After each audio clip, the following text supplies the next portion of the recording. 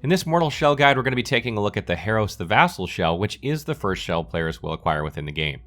I'll be providing tips on which skills to take, which weapons work best with this shell, and who should be using this shell in their first playthrough based on its playstyle. If you've been wondering if this is the shell for you or how to best utilize it, watch on to find out. As mentioned, Harros the Vassal is the first shell you'll find in Mortal Shell, laying to the left at the fork that is just after the long tunnel you come out of. It'll cost you 250 tar to reveal his name, stats, and his skills, and this should be the first thing you do after acquiring him. This can be done by Sester Genessa inside the Broken Keep in Fallgrim.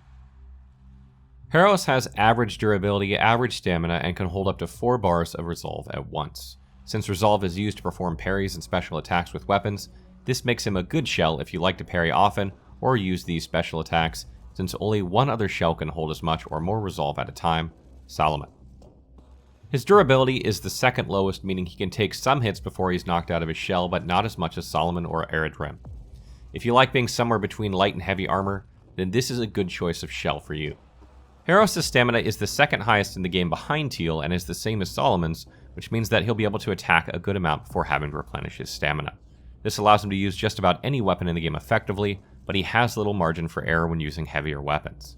However, he possesses a skill that replenishes his stamina nearly instantly when hardened, making stamina management much easier for him than Solomon. Once the skill tree is unlocked, you'll get to see just which skills he possesses, and looking over them you'll notice immediately that Harros' speciality is hardening.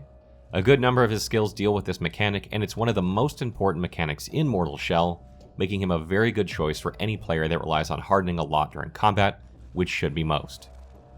Accretion of Endurance is arguably the best skill in Mortal Shell, as it allows you to regain stamina nearly instantly when hardened, which is something you'll be doing a ton during combat. This skill will allow for much better stamina management when playing Harros, which is one of his only weaknesses, making him into a powerhouse of a shell. I strongly advise saving up for this skill first, as it will drastically improve your combat prowess and change the way you play this shell. If Accretion of Endurance is the best skill for Harros, then Accretion of Resolve is second on the list. The combat loop of Mortal Shell is largely running attack, R1, R2, harden, R1, roll away, and wait for harden to come off cooldown and repeat. This skill reduces the time it takes for this to happen, speeding up combat encounters. Less downtime means more Xing Xing. Accretion of Inheritance is a nice to have skill, though it isn't mandatory. However, it is better than some others, which is why it's placed third on my list.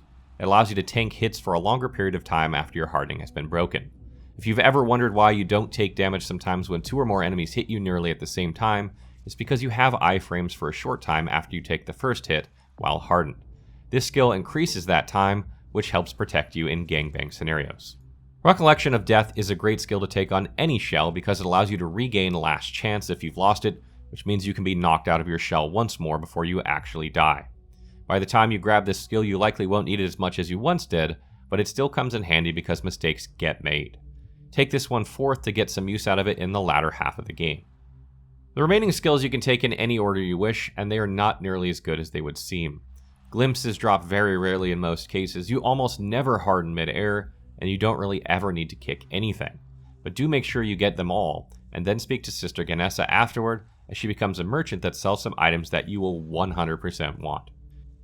Because Harros has an average amount of stamina, you can use any of the game's 4 weapons with him effectively, and this becomes even more true once you've gained Accretion of Endurance. However, the Hallowed Sword is arguably the best weapon to use with him for a few reasons. First, you will gain this weapon and this shell near the very beginning of the game, giving you time to master both of them, creating a natural synergy. Second, it uses less stamina to wield than the Smoldering Mace or the Martyr's Blade, which makes stamina management much easier. And third, Harros has 4 bars of resolve, and when the Hallowed Sword is outfitted with a mechanical spike, it has one of the best weapon abilities in Mortal Shell. This allows you to use this ability twice when at full resolve, which can be devastating to hard-to-kill enemies and bosses, since they are usually staggered when struck as well, allowing you to get in more attacks after using it. I strongly recommend avoiding the Martyr's Blade and the Smoldering Mace until you've unlocked Accretion of Knowledge, which makes stamina management much more easy. If you aren't a fan of the Hallowed Sword, then try out the Hammer and Chisel and see if you like using them. The downside is that they don't build resolve quite as quickly as the Hallowed Sword, though they do attack faster and use less stamina per swing. Final thoughts. Harros is, in my opinion, the best overall shell in the game, and it's one that I can recommend wholeheartedly to any player, whether they are new to Souls-like games or die-hard veterans. When combined with the Hallowed Sword, he is a force to be reckoned with, particularly after he's gained a couple of outstanding skills and the mechanical spike. You can make short work of bosses and mini-bosses if you charge up your resolve to full before taking them on, which is not hard to do as enemies around the map are abundant. You'll also want to be sure to keep Moonshine on you because you can replenish resolve in combat with it, allowing you to get even more uses of the mechanical spike. If you like this video, be sure to check out our other guides on the other 3 shells, as well as our Getting Started guide and boss guides.